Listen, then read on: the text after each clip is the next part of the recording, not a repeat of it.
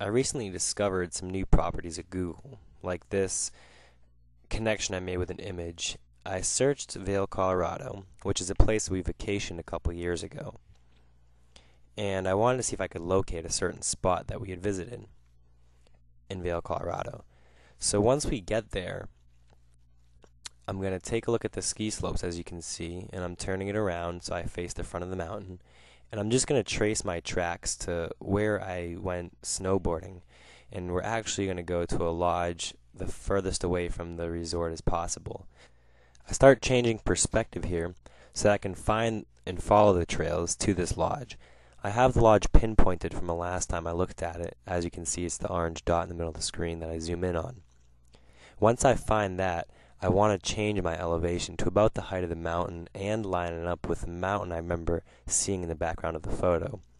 As you could guess, the elevation is somewhere around 1 mile high. So once I line up my pinpoint in the center with the mountain I saw in the background, I'm going to zoom in to get about a mile, which is about 5,000 feet. And I think I shot for about 5,500. Once I get that zoomed in, I'm going to try again to center the pinpoint position.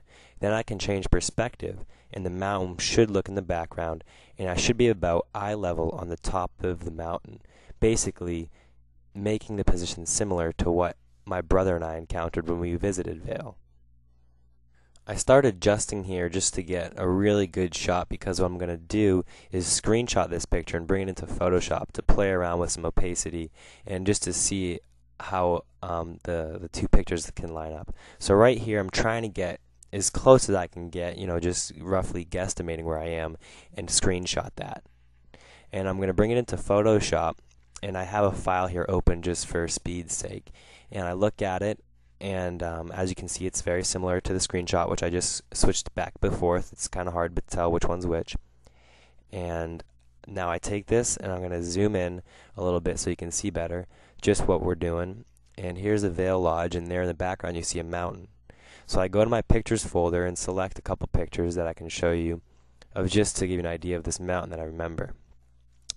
So here's a picture of my brother standing in front of the mountain.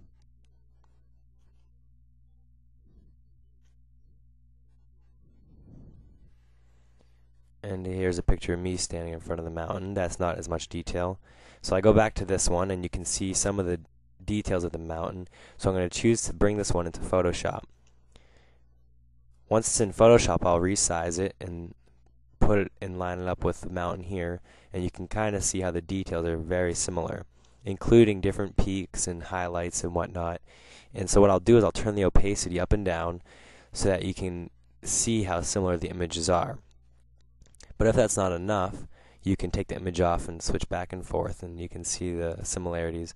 But what I'm going to do now is select the sky and cut it out so that you can really see the edges and how similar they are. And I'll do the same for the sky of the Google Earth image.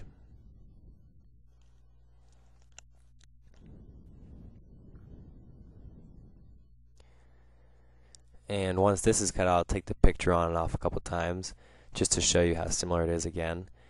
And then I'm going to try and line it up a little bit better than it is, because there's a little bit off. And so now it's lined up pretty well.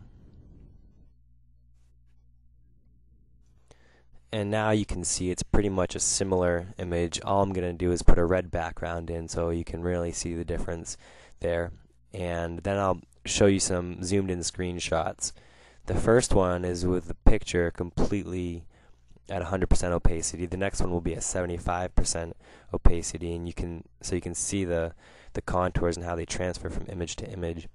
They go down again and again. So this is 50, and I'll go down to 25.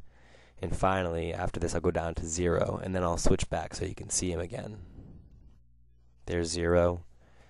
Here's 100%, and after this will come 50%. Google started around 1998 doing text searches. Now they do so much more. Just 5 years ago, this type of stuff wasn't possible. Just 1 year ago, this type of stuff wasn't possible with Google Earth software, and now it is. If you don't know much about Google, or you're not concerned or interested, you should definitely consider taking a look at the technology and implications of this software.